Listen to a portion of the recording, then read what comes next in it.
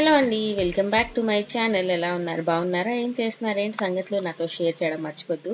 ఈరోజు ఒక special dish చేశాననమాట. అదేంటంటే పనీర్ టిక్కా చేశాను. లైక్ ఆనియన్స్, క్యాప్సికమ్ అన్నీ పెట్టి ఈ రోటాసరీ మోడ్ ఉంటుంది కదా, ఇందులో పెట్టాను. ఇందులో టేస్ట్ అలా ఉన్నా అంటే నార్మల్గా మనం తవా మీద చేసుకున్నా లేకపోతే నార్మల్ ఓవెన్, ఎయిర్ ఫ్రైయర్ ఎందులో చేసుకున్నా కూడా బాగుంటుంది. కానీ ఇలా తిరుగుతూ చూస్తూ ఉంటే ఇంకా బాగా అనిపిస్తుంది. అరౌండ్ 195 degreesలో 15 minutes పెట్టాను. ఇది తిరుగుతూ ఉంటుంది కాబట్టి మనం మరీ ఎక్కువ చూడక్కర్లేదు, ఈజీగానే అయిపోద్ది. మన ఈ అగరో ఎయిర్ ఫ్రైయర్ ఉంది కదా, ఇందులో చేశాను. చాలా చాలా టేస్టీగా వస్తుంది. అండ్ మీ అందరూ ఎలా ఉన్నారు? ఏం చేస్తున్నారు? గణపతి బప్పాది అయిపోయిందా? మీరు ఎన్ని డేస్ ఉంచుతారు వినాయకుడిని ఇంట్లోని అనేది చెప్పండి. సో థర్డ్ డే అయితే నేను మా ఇంటి దగ్గర వినాయకుడు పెట్టారు కదా, అక్కడ ఇచ్చేసాను. సో మనం ఇంట్లో కూడా విసర్జన చేస్తారు కదా, కానీ నాకు ఇస్తేనే బాగా అనిపిస్తుంది. ఎందుకంటే అక్కడ చాలా రోజులు మనం ఇంట్లో చేసినట్టు కాకుండా ఇంకా బాగా చేస్తారు కదా. సో మన దేవుడిని కూడా అక్కడ ఉంచి అన్నీ చేస్తారు కాబట్టి, రియల్గా పంతులు వచ్చి అన్నీ చేస్తారు కాబట్టి అది ఇంకా బాగా అనిపిస్తుంది. అందుకని చెప్పి అక్కడ ఇచ్చేసి మనం వచ్చామన్నమాట. అండ్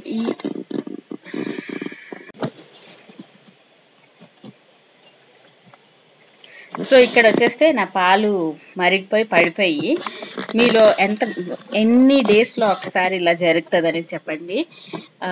ఈ మధ్యన అయితే నేను కొంచెం అలారం అదే టైమర్ కూడా పెట్టుకుంటున్నాను ఎక్కువ సార్లు పడిపోకుండా. కానీ అట్లీస్ట్ వారానికి ఒక్కసారన్నా సరే ఇలా కొంచెం పొంగిపోయి పడిపోతాయి. ఇక్కడ ఏమైంది తెలుసా, ఇది నేను అంతా క్లీన్ చేస్తుంటే వైభవ్ నాన్న అక్కడే కూర్చున్నాడు వాడి ప్లేస్లోని. అప్పుడే మమ్మీ వీడియో కాల్ చేసింది అన్నమాట.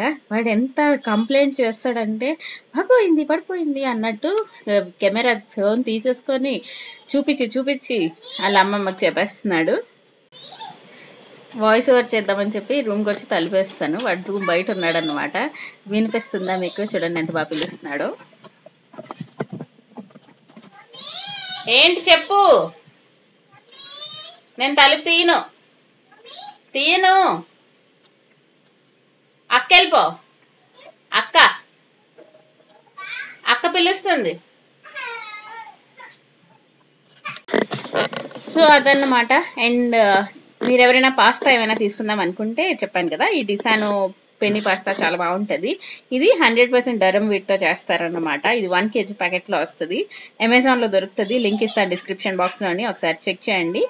కొంచెం ఈజీగానే కుక్ చేసేసుకోవచ్చు అండ్ డెలిషియస్గా కూడా ఉంటుంది. సో ఈ డిసానో పాస్తాది లింక్ డిస్క్రిప్షన్ బాక్స్లో ఇస్తాను. మీరు ఎవరైనా పాస్తా తీసుకుందామంటే యూ కెన్ ట్రై ఇట్. మన ఛానల్లో కొన్ని రెసిపీస్ కూడా ఉన్నాయి. సో మీ ఎవరికైనా కావాలి అంటే ఒకసారి చెక్ చేయండి. అండ్ ఈ రోజు వచ్చేస్తే నేను చేద్దాం అనుకుంటున్నాను బ్రెడ్ పుడ్డింగ్ లాంటిది. పుడ్డింగ్ అనరేమో దీన్ని, అదే బ్రెడ్ మధ్యలోని కస్టర్డ్ మిల్క్ వేస్తాం కదా, సో అది నేను ఇది ఎప్పటి నుంచో చేద్దాం అనుకుంటున్నాను, అసలు అవ్వట్లేదు అనమాట. సరే అని చెప్పి ఈరోజు చేద్దామని చెప్పి డిసైడ్ చేసి కొంచెం మిల్క్ తీసుకున్నాను. కస్టర్డ్ ఫ్లేవర్ నచ్చింది అనుకోండి, మనం చాలా రకాల రెసిపీస్ చేసుకోవచ్చు. లైక్ కస్టర్డ్ ఫ్రూట్ కస్టర్డ్ చేసుకోవచ్చు, కస్టర్డ్ మిల్క్ చేసుకోవచ్చు, అలా అన్నీ చేసుకోవచ్చు. అండ్ బాగుంటుంది, నాకు నచ్చుతుంది. అన్వికి బ్రెడ్ అంత నచ్చలేదు కానీ తనకి నార్మల్ మిల్క్ లాగా నచ్చింది. సో దానికోసం పాలు మంచిగా బాయిల్ చేసేసుకోవాలి. తర్వాత ఏం లేదు, కస్టర్డ్ పౌడర్ తెచ్చేసుకోవాలి. వెనిలా ఫ్లేవర్ తెచ్చుకుంటాం మేము. సో ఇది చేసేద్దామని చూసిన తర్వాత ఫ్రిడ్జ్ ఓపెన్ చేసి చూస్తే మన బ్రెడ్ స్లైస్లు 4 ఉన్నాయి. ఓ నో, నేను ఫుల్ ప్యాకెట్ ఉందని అనుకుంటున్నానే అని షాక్ అయిపోయినప్పుడు అప్పుడు తెలిసింది శాండ్విచ్లు అవి ఇవి చేసుకొని తినేస్తే ఎందుకుంటుంది అని చెప్పి.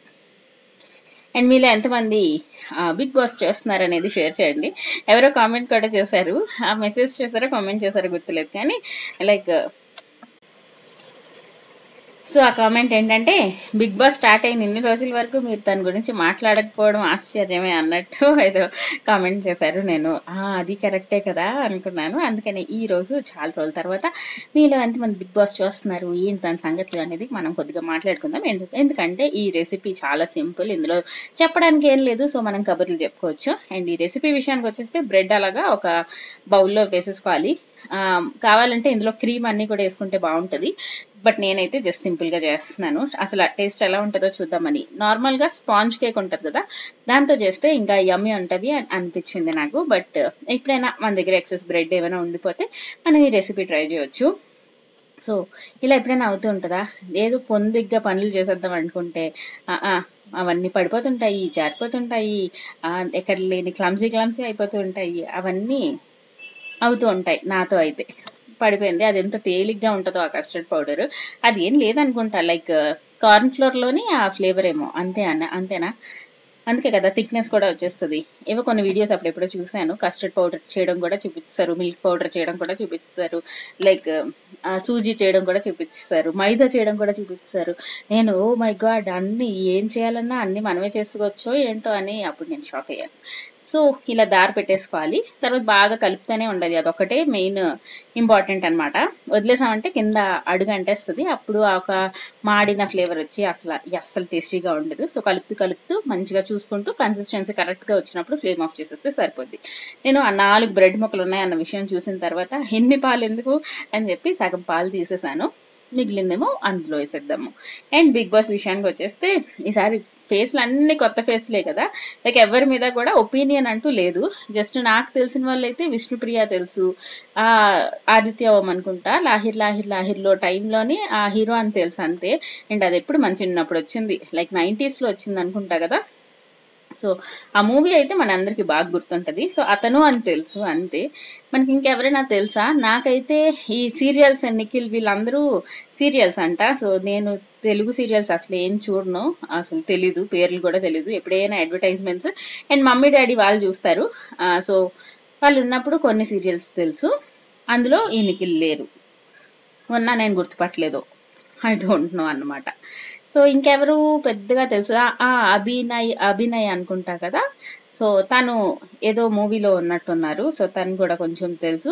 శేఖర్ భాష, నాకు చాలా మంది తెలుసా, తెలీదు అనుకుంటాను, ఒక 4-5 పేర్లు చెప్పేస్తున్నాను కదా. సో శేఖర్ భాష రాజ్ తరుణ్ ఇష్యూ అయినప్పుడు యూట్యూబ్ అంతా మారు మోగిపోయింది కాబట్టి తను కూడా తెలుసు అంతే.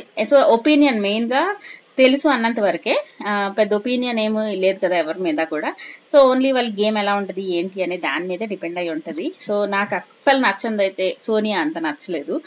ఇన్ని మాటలంటది బాబోయ్, అలాంటి వాళ్ళు పక్కనున్న కొంచెం పరిసర ప్రాంతాల్లో చుట్టుపక్కల ఉంటే జస్ట్ ఎస్కేప్ అనమాట, రియల్ లైఫ్లో ఉన్నట్టు మనం అలాంటి వాళ్ళతో వాదించలేము అన్నట్టు అనిపించింది. అండ్ విష్ణుప్రియ బాగా అనిపించింది, అంతా ఏంటంటున్నా కొంచెం చాలా ఓపిక్గా మాటలు వదిలేకుండా ఉంది, తను కొంచెం బాగా అనిపించింది. అండ్ శేఖర్ భాష కామెడీ ఎంత బాగా ఫన్నీ జోక్స్ అంటే, ఇంకా వాళ్ళకి కూడా తెలుసు ఆ జోకులు ఎంత అంటే కుళ్ళు జోకులు అంటాం కదా, అలాంటి జోక్స్ అని చెప్పి. కానీ కొంచెం ఫన్ జనరేట్ అవుతుందంటే తన వల్లే. అండ్ ఆ యూట్యూబర్ ఎవరో ఒక అతను ఉన్నారు, వరంగల్ డైరీస్ ఎవరో, పేరు కూడా సరిగ్గా నాకు గుర్తులేదు కానీ నబీల్ అనుకుంటా. సో వాళ్ళెవరు అసలు కనపడట్లేదు, కనిపిస్తుంది ఒక 4-5 పెద్దగా కనిపిస్తున్నారు, కొంచెం ఎక్కువ కనిపిస్తున్నారు ఎపిసోడ్లో వీటిల్లోని, బట్ అంత ఇంట్రెస్టింగ్గా లేదు. సో చూద్దాం, ఎన్ని చెప్పావు, మేము అసలు చూడము, మాకేం చెప్పావు, ఏం అర్థం కాలేదు, ఏం తెలీదు, నువ్వు ఎందుకు బిగ్ బాస్ చూస్తున్నావు అని అనకండి. అండ్ మా డాడీ ఈ వీడియో చూసినప్పుడు మళ్ళీ బిగ్ బాస్ ఎందుకు చూస్తున్నావు, బిగ్ బాస్ చూడడం వల్ల నష్టాలు అని చెప్పి ఏవేవో వీడియోలు పంపిస్తుంటారు అనమాట. ఎన్ని పంపించినా చూసేవాళ్ళు చూస్తూనే ఉంటారు, ఎందుకంటే బిగ్ బాస్ అనేది ఒక ఎడిక్షన్ లాగా, మనం తెలియకుండానే కొంచెం చూసేద్దాం అనిపిస్తూ ఉంటుంది. అండ్ ఇట్స్ ఓకే, ఫైన్, కొంచెం చూస్తే నష్టమేం లేదులే అని నేను అనుకుంటున్నాను ప్రస్తుతానికి. అండ్ మన బ్రెడ్ది ఆ రెసిపీ అయిపోయింది కదా, దాని తర్వాత ఒక టాయ్ తెప్పించాను. సో ఈ టాయ్ కూడా మనం అన్బాక్స్ చేసి చూసేద్దాము. మీ పిల్లలకి ఈ మధ్యన ఏమైనా కొత్త టాయ్ తీసుకున్నారా ఏంటి అనేది షేర్ చేయండి.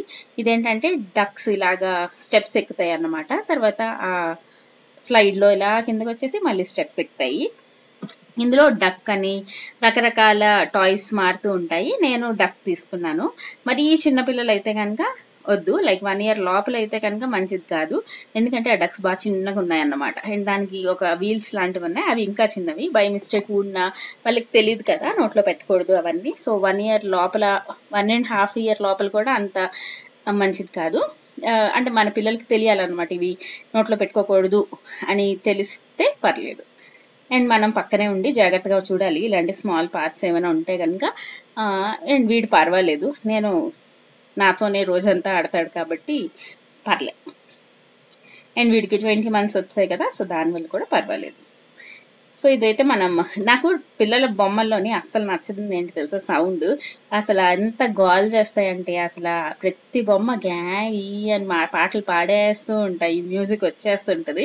నాకు చాలా చాలా ఇరిటేటింగ్ ఉంటుంది. అదేదో ఒక బటన్ ఇవ్వచ్చు కదా, ఓన్లీ వితౌట్ మ్యూజిక్ అని చెప్పి అని అనిపిస్తుంటది. బట్ అలా ఏముండదు, అన్నిటికీ సౌండ్ వస్తుంది అండ్ ఇరిటేట్ చేస్తూనే ఉంటుంది. పిల్లలకి అట్రాక్టివ్గా ఉండడానికి ఆ సౌండ్ పెడతారు, బట్ నాకు పర్సనల్గా చాలా చిరాగ్గా అనిపిస్తుంది. ఎందుకంటే మనం వేరే పని, వేరే టీవీయో ఫోనో లేకపోతే మనం వేరే పని ఏమైనా చేసుకుంటామంటే అవ్వదు. ఏం చూసారు కదా, ఈ డక్ టై మీకు నచ్చిందా?